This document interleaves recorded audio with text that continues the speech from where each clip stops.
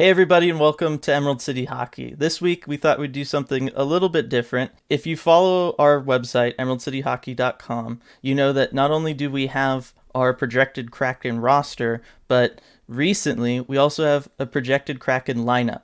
And this is essentially using our roster what we think the lines will look like. Now, I say we, but really RJ set this up, and this is actually going to be my first time looking at what RJ has done. So we're going to kind of do like a live reaction on my part, as well as like an explanation video on his part, and we'll kind of see how that works out. We'll start with the first forward line is probably what I feel best about, and it's all kind of downhill from there. So let's start with that. Okay, so go ahead. This is our scoring line. I've put our three highest paid forwards and probably our three best forwards all together. I've loaded it up, and we've got Andre Palat, Ryan Johansson, and Joe Pavelski as this first line. First impressions, what do you think? That it actually looks like a first line. Like not like a top tier first line, but it actually looks pretty good. Like that's a line I would feel comfortable sending out there against some top tier competition. Right. And I think it's the perfect spot for Johansson, who, has had a rough go of it recently, but really he's a playmaker. He needs finishers around him to dish to. He is a passer. And with Pavelski and Palat, I mean, that's what you're getting. You have two experienced finishers to play with, Johansson, who can kind of set him up. Yeah, I guess the one concern I would have is both Palat and Pavelski kind of like to play in front of the net. So that's who do you put? Yeah, so it would be interesting to see, or maybe you just do something where they kind of, depending on what side the puck's on, one of them goes to the net, the other cycles into the corner. Right.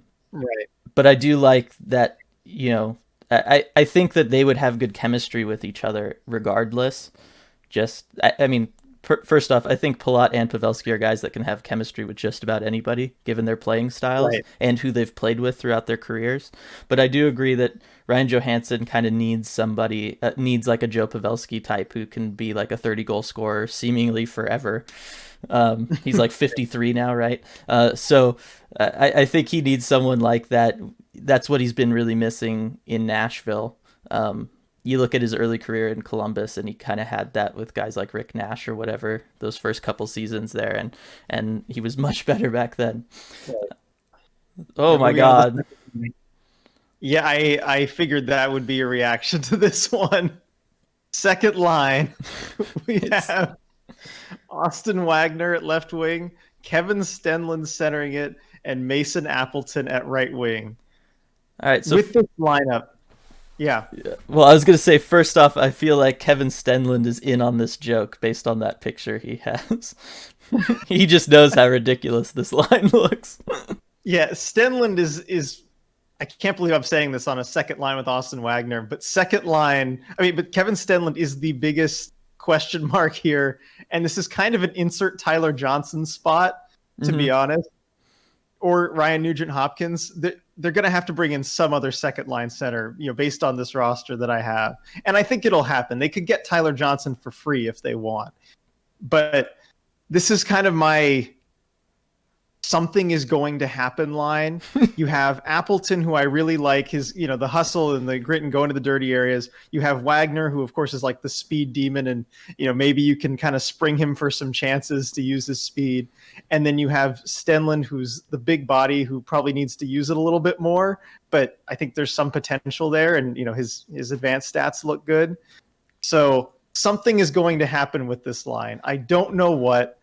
Maybe it's good. And if not, you can break it up and move things around. But this is my throw something at the wall and see what sticks second line. I would name this line Team Chaos. Yes, I love it. Because you have Austin Wagner, who has way more speed than he knows what to do with. Yeah. You have Kevin Stenlund and Mason Appleton, who both kind of have the same issue, which is they want to be wherever the puck is, regardless of if that means they're like infringing on their line mates, like, positioning. They'll just both like break way away from where they're supposed to be just to be where the puck is. So I love the idea that you have Austin Wagner like zooming around faster than, anything can happen at, and then you just have Kevin Stenlund and Mason Appleton constantly bumping into each other. Kraken's opponents will not see it coming. No, that being Won't know said, what to do. I also like the idea that you have Austin Wagner and Mason Appleton, who are both really, really fast, with Kevin Stenlund, who is really, really not fast. And so I'd love to see how that dynamic works, especially in today's NHL, where you don't necessarily want your center, the one parked in front of the net, even though that makes most sense for this line. You'd have to get creative as far as the coaching on it. But yeah, I mean, it definitely feels like a bottom six line rather than a second line. I think Right. the Kraken are in trouble if this is really the second best line they can put together. Maybe the third line's better. Let's see what you think of the third line. Okay, all right, third line. I mean, it's got more size and a lot less speed. I kind of put some of those slower guys together. I like Chris Tierney centering a third line. I do I do like that too. idea. In the bottom six, I like him as a center, and that's why I put this as the third line. And with him, you have Anders Bjork, who has really done well recently with the Buffalo Sabres. He's kind of found his scoring touch again. And I kind of had that Tierney Bjork pairing because Tierney's more of a playmaker too. And Mm-hmm. I like the two of them together. And I was looking for kind of a third person to slot in on that line. And I was kind of going between Evgeny Svechnikov, and Jake Virtanen. But I think this is probably a good spot to give Virtanen a shot to bounce back. I mean, he's had an awful season this year, but he's a 36-point player last year. Maybe this is a spot where he can kind of find his game again. Yeah, I think he needs to be in like a middle six role. He's obviously not shown anything that shows that he needs to be on a top line, but I also think he would really struggle on a fourth line, both in that role and also with the limited minutes that that would mean. I agree. I think having Chris Tierney kind of as that anchor point for someone like Vertanen would be good. I don't know. I could see this being a really effective third line. I really could. I think Bjork has shown recently that he's more than capable of handling just about anything you throw at him, as far as what you need from your third line kind of being a little bit more defensive and being able to go up against a top line at times. I think Chris Tierney has shown that throughout his career too. I don't know how Jake Virtanen would handle the defensive assignments that a third line might get, but as you said, he's kind of just that third person that you throw on there. I feel like at this point in his career, that's exactly what he is. He's that third Right. person you throw on a line. But All right. I don't hate it. I think this is where we start getting into that kind of Vegas territory where you don't necessarily have all that top tier talent that you'd necessarily want on a top team, but you just because of the way the expansion draft works, you start getting that depth where your third line is probably better than any third line that they're going to be going up against. And I feel like that's definitely probably the case here. All right. All right. Fourth line.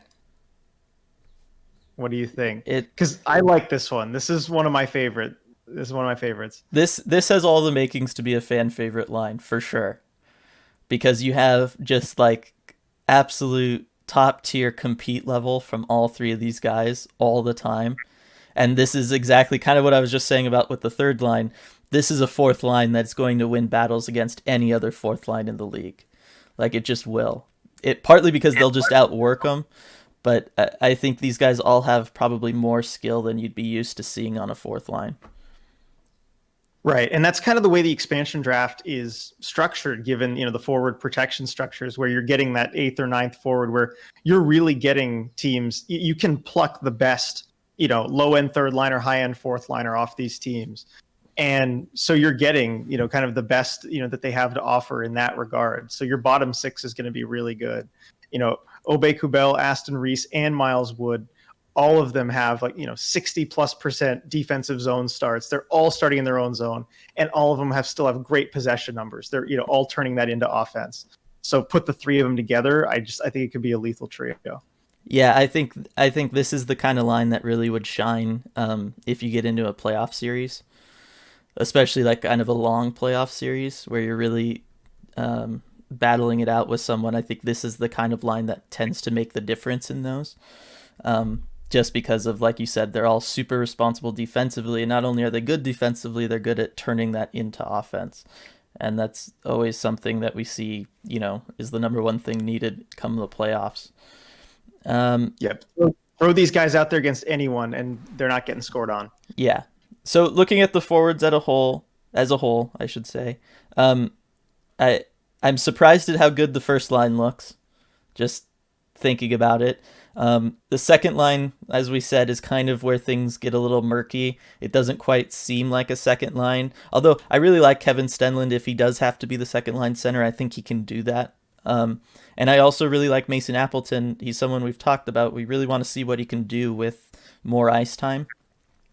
I just don't know about Austin Wagner being a top six forward right now. I agree he has all of the elements that seemingly should work for it. It's just we haven't seen him be able to put it all together yet. And then the bottom six, like I said, I would be really happy watching this bottom six go up against a bottom six of any other team. I think they're going to win battles more often than not. So I think this has kind of the makings of that kind of Vegas Golden Knights thing that first year where it was, they might lose a little bit at the top end, some of the battles up there, but they really make up for it with their bottom six being just so much better than the other bottom sixes in the league. And we obviously saw how well that worked out for them, especially come the playoffs. So, all right, so moving on to defense. Hopefully, we'll be in a little better spot here on defense. Well, already it seems like it, looking at the top pairing of Ryan Graves and Matt Dumba. I feel like Matt Dumba's definitely a top pairing defenseman. I think he's proven that time and time again. Ryan Graves, we talked a little bit about him last week. I think he's really good. I don't know that he's a top pairing guy. So I'll have to see who you have like lower down if there was anyone that I would switch out with him. But I think he's capable of handling it. As we talked about last week, he's made lots of improvements in his own zone. He doesn't have to be the kind of offensive weapon on this blue line because he's playing with Matt Dumba.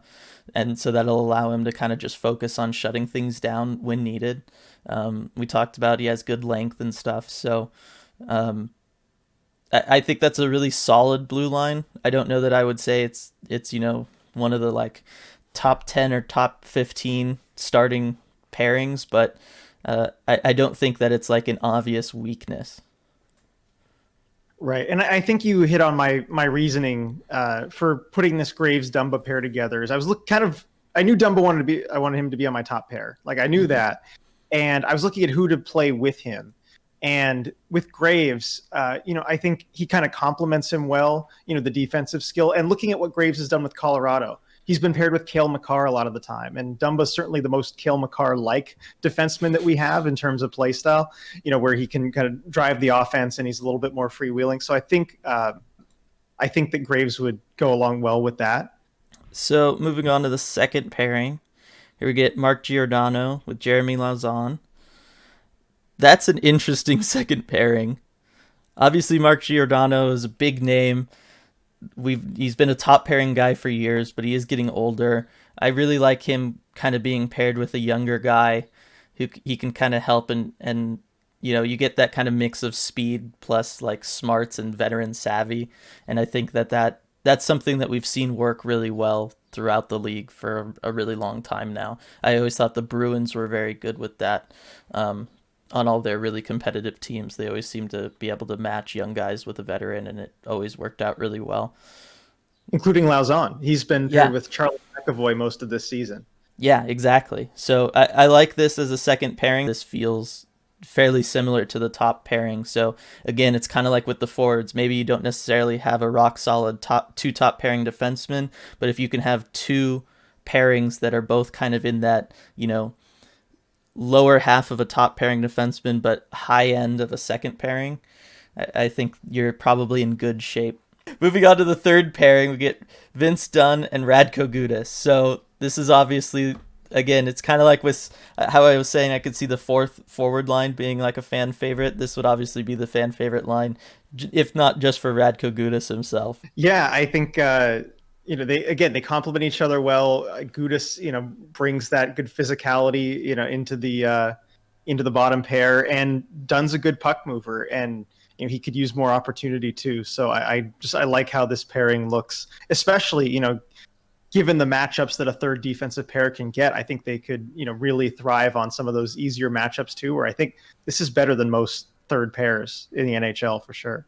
Yeah, I would agree with that. It's that kind of same thing where you're sacrificing on the high end for depth all the way down because one of the things we didn't even really talk about with the forwards are the scratches, and as far as who's available to be kind of put into this lineup defensively, you have even more guys that are probably capable of being second pairing defensemen, and on this team they're going to have to be sitting just because there's not enough room for them all. I could certainly see nights where they go 7D.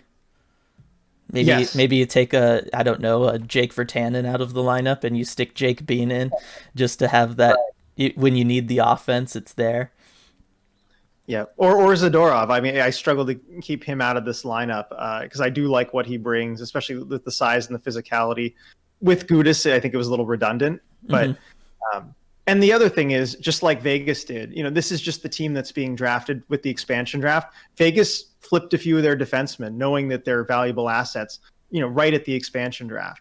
So, we might be able to take a couple of these guys who are scratches that, could otherwise be on a roster and just flip them for assets. Maybe forwards that can help us out. Yeah, exactly. Help try to shore up that second line.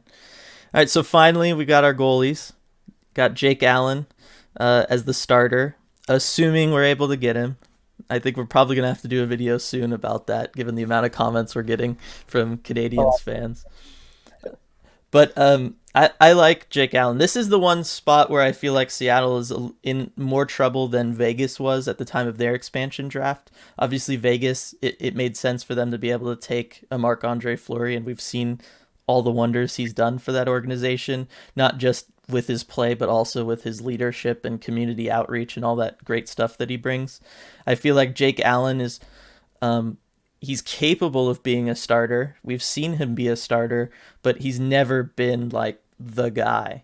And I feel like with an expansion club like this, sometimes you need to rely on your goalie. And I don't entirely know if Jake Allen's the guy for that. Right. And with this, I was tempted to just put 1A and 1B because really this is just going to be a tandem where you ride the hot hand. Mm-hmm. And, Allen's shown he can be half of a good tandem like that. And so has Vanacek. I mean, this season, Vanacek has kind of stepped up as the 1A for Washington when we thought that Samsonov might be the guy. And, he's shown he can do a good job of that. So if Vanacek's the hot hand, maybe he gets extra games. If Allen's playing well, maybe give Allen those extra games. Both of these guys have kind of taken over as the 1A almost this season when they weren't really expected to. Mm-hmm. So maybe they can do that with the Kraken. And also Aiden Hill being that third goalie, I'd like to see him get in for some games for sure. I mean, he's already, played a good number of games with the Coyotes this season. So you could almost have this kind of three-headed goalie tandem if that's what you wanted to do. I think you're totally right. You just ride the hot hand. We've seen teams do that. I mean, Carolina's been doing that all this year. Florida's been doing that all this year. And look, they're both, two of the best, three teams in the league. So I think that's been proven to be a viable strategy, particularly in the playoffs. I mean, how many times have we seen a team just ride a hot goalie on a deep playoff run? It's a viable strategy. So I think the Kraken could definitely use that. So that's our projected Kraken lineup, our projected lines. Please leave a comment. Let us know what you think. I think one of the things we're going to have to do after looking at this is we're going to have to come up with some special teams, RJ. Yeah, no, I think that would be a fun assignment. I think special teams is what we got to do next. Yeah, for sure. All right, so like I said, leave a comment. Let us know what you think. Make sure to like this video. Make sure to subscribe to the channel if you haven't already. And we'll see you next time.